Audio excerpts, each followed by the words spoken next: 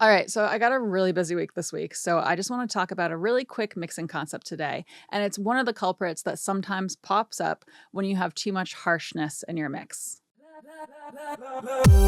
All right, so when we compress, usually the way that we tend to use compression is we will take the loud stuff and we bring it down and then we bring everything else up.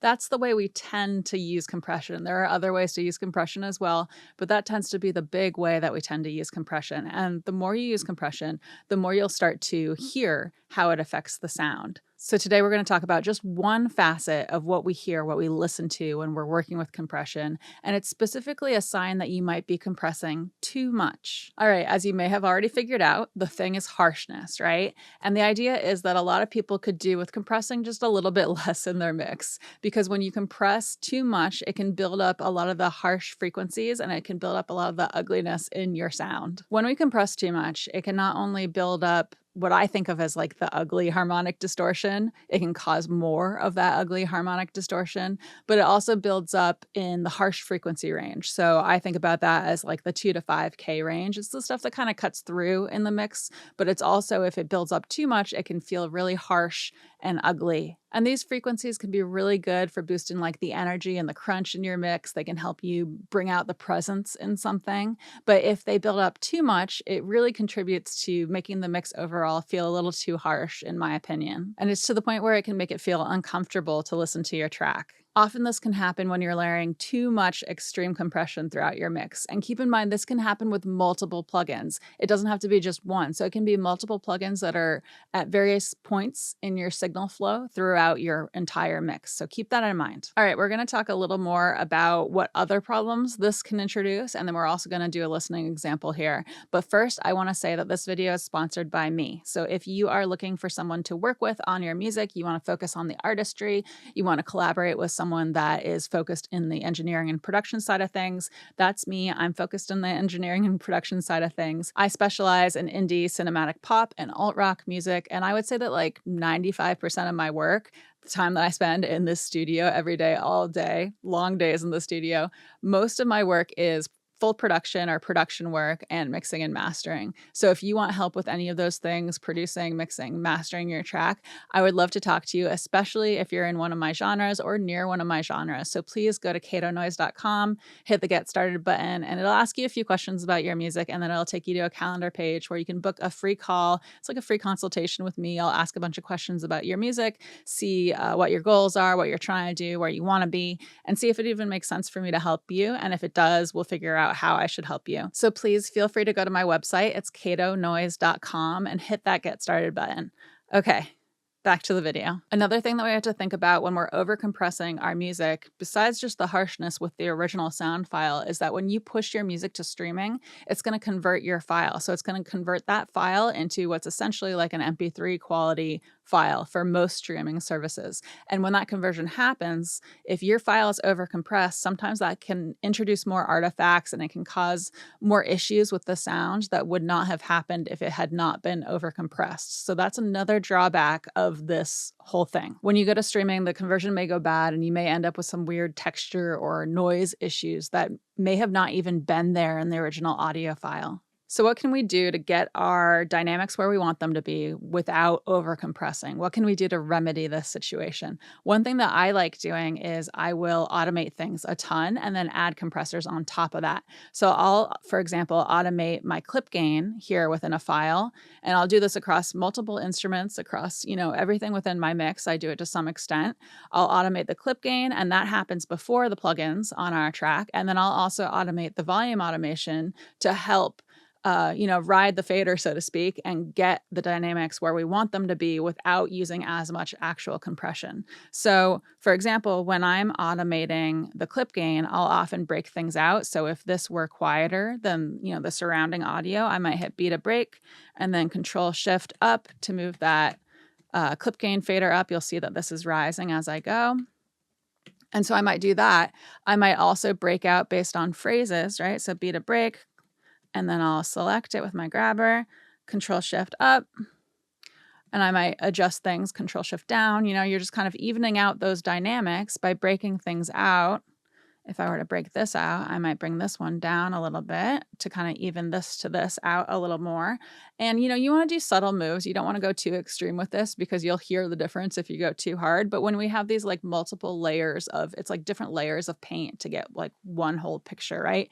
We do a whole bunch of things in mixing that are little, that when they then all get added together, it feels like more of a big kind of natural or appealing type of thing. So I'll usually do this. I'll do my clip gains and then I'll always add fades. So I highlight the whole thing, do Command F to add a fade. Right now I have it at 3 milliseconds, 10 milliseconds for crossfades. So this is going to make a 10 millisecond crossfade at each of these breakpoints for me. And now I have fade so I don't get a little speaker pop when things switch over, right? I also will go to view and then clip gain line.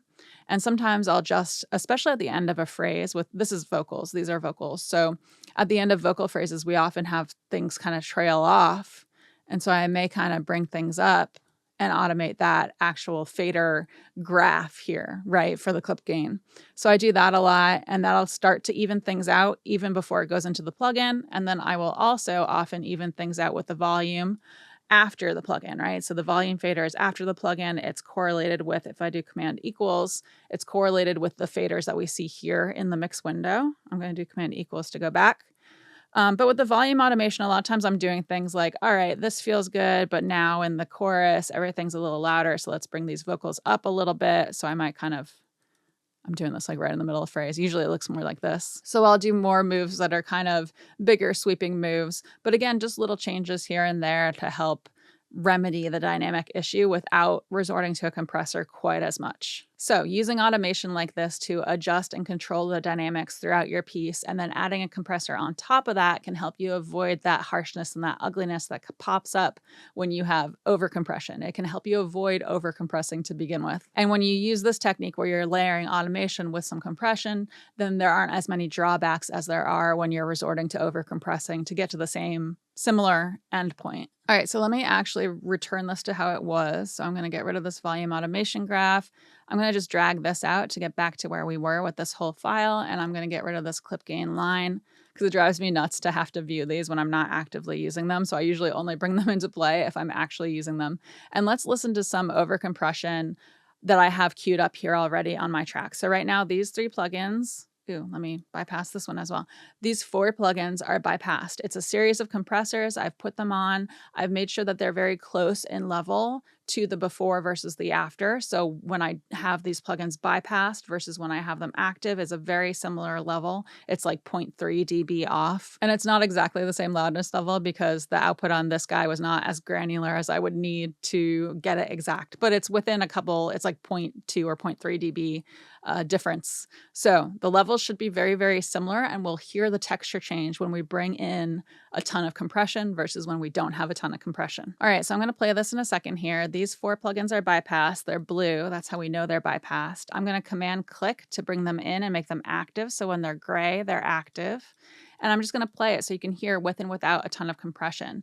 And what I've added here is I have an LA2A that's compressing and it's bringing it down a ton. So the gain reduction is logging around here when it plays.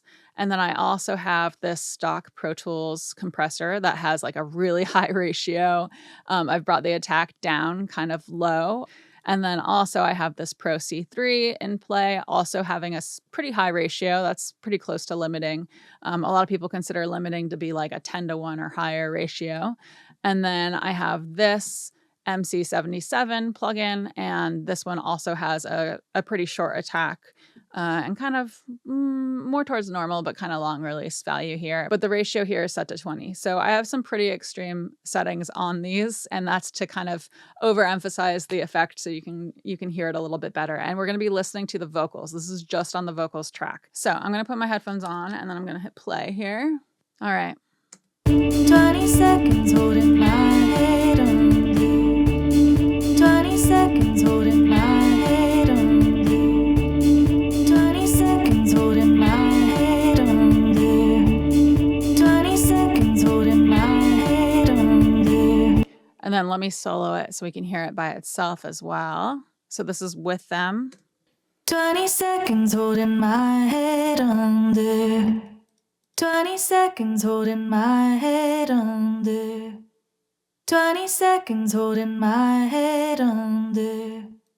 20 seconds holding my head under.